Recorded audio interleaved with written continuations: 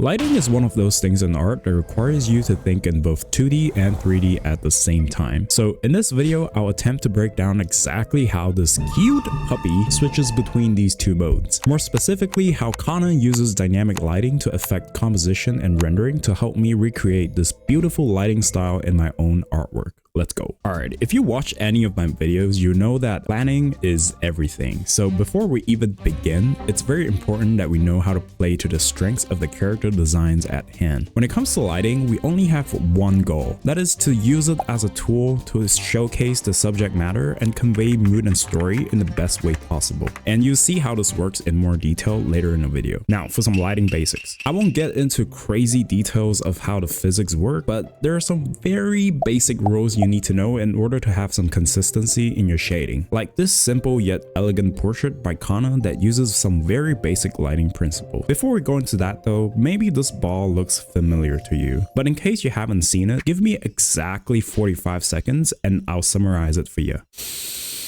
Here's a lighting setup. This light's gonna hit the ball and create two main groups of value. The transition line between them is called the terminator. There are only three things about light you need to know. Light travels in a straight line, it bounces and loses steam really quickly. When light bounces like this and shines back at the planes not facing the light, it's called bounce light. If the ball is made of a translucent material like skin, light can pass through and be trapped inside before getting reflected out. This is called subsurface scattering, and you get a saturated glow like this around the terminator.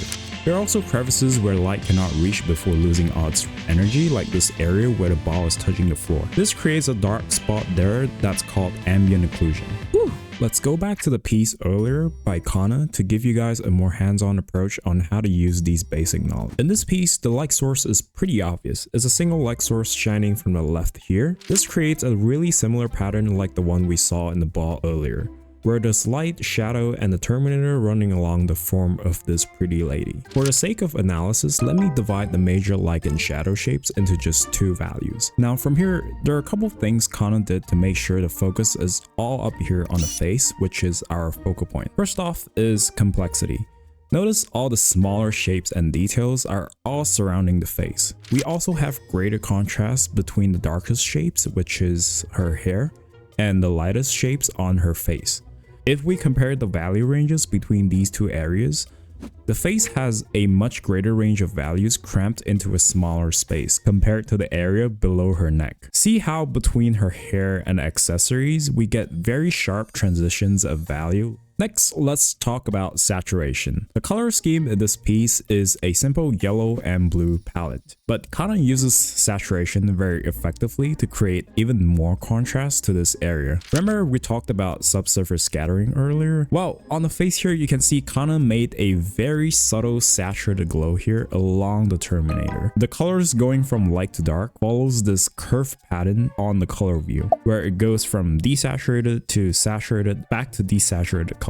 But some of you sharper people might have already noticed, hey, why is it only on the face? Shouldn't it happen at areas like the neck here as well? Well, you'll see this is why KANA is so good. If we use a color picker, there's clearly subsurface scattering happening at those areas, but they're not as strong as the ones happening on the face. I suspect this is KANA using her artistic license to create maximum contrast around the face area and suppressing the contrast everywhere else. Another question you might have is, why is her back green as opposed to the face, which is more orangey? Well, that's a good question you've asked. Remember how we talked about bounce light? In a more global setting like this, it's called ambient lighting. The light rays that didn't hit the character will bounce around the presumable room that she's in and hit her back here. This not only suppresses the contrast around this area because the colors are matching between this area and the environment, but it also makes sense from a realism standpoint. All of this pushes the focus up to the face. So using this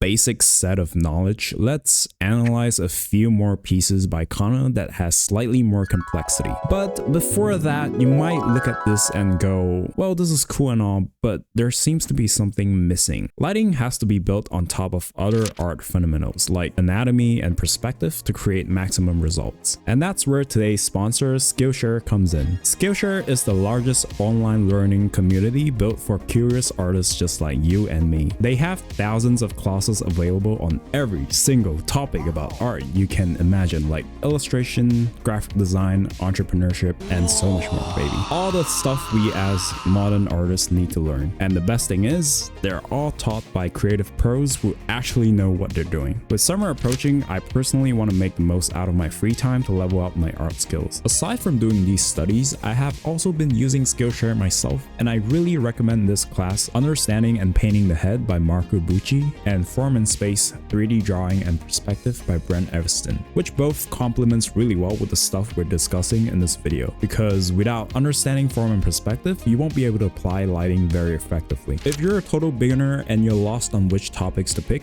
Skillshare offers something called Learning Paths, which is a set of curated classes to help you build the skill set you need to achieve your goal. The first 500 people to use my link in the description below to join Skillshare will receive a 1-month free trial. Thank you Skillshare for sponsoring the video.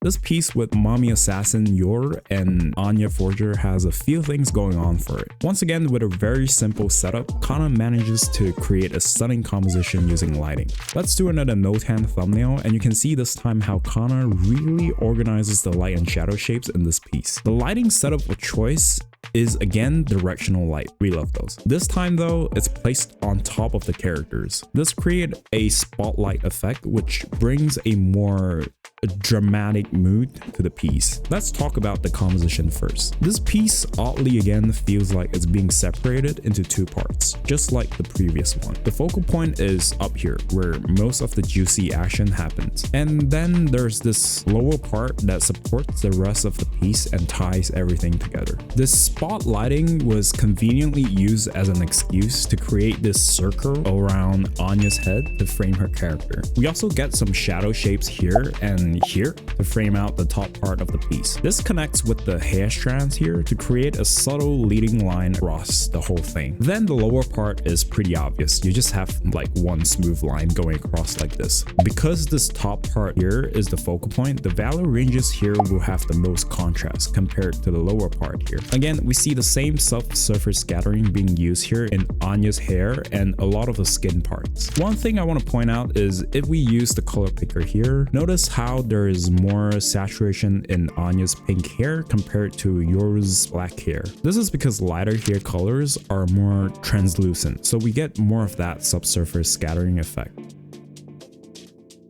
Okay, here's another one, and I'm actually excited for this one for various reasons. Whoa, no, we're not doing that.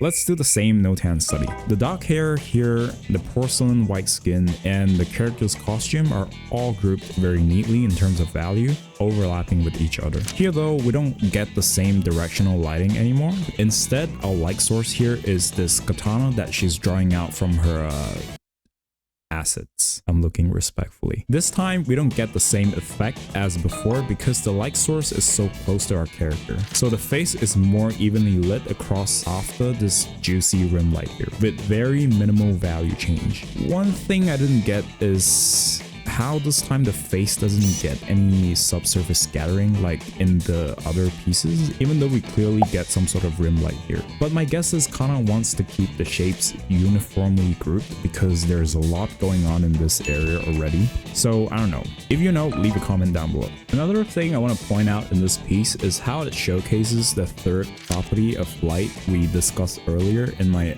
epic 45-second summary. This is called the light fall off, or in more fancy terms, the inverse square law.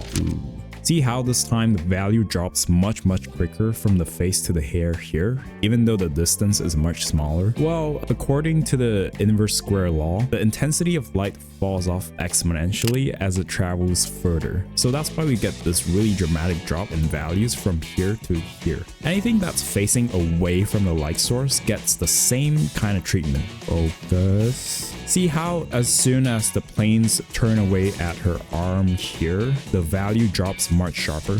In the original design of Raiden Shogun, her hair is completely dark blue on the upper parts here. but somehow we seem to get some inconsistency in the saturation here with her hair colors. This subsurface scattering effect here on her hair is a bright and saturated purple, matching with the color of the light, but KANA kept all the saturation only around this area at the blade, and here as well, but we'll talk about that later. This is also for the purpose of composition. It would actually make sense in terms of realism if the hair here catches that same purple from the light, since it's just directly below it. But if we do that real quick just as an experiment, it kind of ruins the big unified shape that we have here. So for this reason, KANA chose to not put the saturation around this area. Now for this part here, in the original design, the end of her braid is lighter in color but not this bright. I don't know if this is her powers or something, but this is another thing that KANA exaggerated just to fit the composition. So yeah, not everything has to make sense, you know, as long as it looks good, who gives a shit. I got distracted a little here when I was trying to figure out how to make this glow effect here, but yeah, it's really simple. You just make the shape with white and then duplicate the layer, change it to glow dodge, alpha lock it, and fill it with the really saturated color like this one, and then you blur the glow dodge layer. I would also give that base layer a quick, less intense blur so it blends nicer. Okay, there are a few details I learned while I was trying to recreate KANA's lighting style in this drawing of a character from the new game Wuthering Waves, which I thought was perfect for practicing lighting and values because her design has a lot of black and white elements. I chose a lighting similar to the very first piece we saw from KANA, this one, with the light shining from the left. I decided to keep my color scheme very simple, just like KANA, blue-green for the darker parts and a warm orangey tone for the light parts. Okay, so first off, I noticed that the eyes in KANA's illustrations are fairly faded. In fact, almost feels like it doesn't contrast as much as the bigger shapes in the piece, almost like it's not a focal point. I really like this look, so I'll try to do the same in my drawing, but I don't want to overdo it because it might go against the character design. This part of her hair is really nice to help me frame her face, so I did kind of like this shape. One issue I had was this part where the hand is very similar in value with her hair. Makes them kind of blends together, so I used the fog technique to separate them better. I just did a lighten layer with an airbrush and lowered the opacity. Another frustration I had was figuring out the hair strands at the back, which took me a long time because I ended up changing it at the end anyway. But because she has dark hair, I didn't want to overdo it and just kept it relatively simple with the rendering. This whole time, I'm just trying to keep my value groups in balance so that I can get clear reads on everything. It's very useful to have a saturation layer to check your values so you don't end up going too far when you're rendering. And at the end here, I changed the background to a darker one because I thought it emphasized her face more. If you learned something in this video, you'll like this one as well. Give everything a click, like this button, and especially the stuff in that description box below. Subscribe. Bye!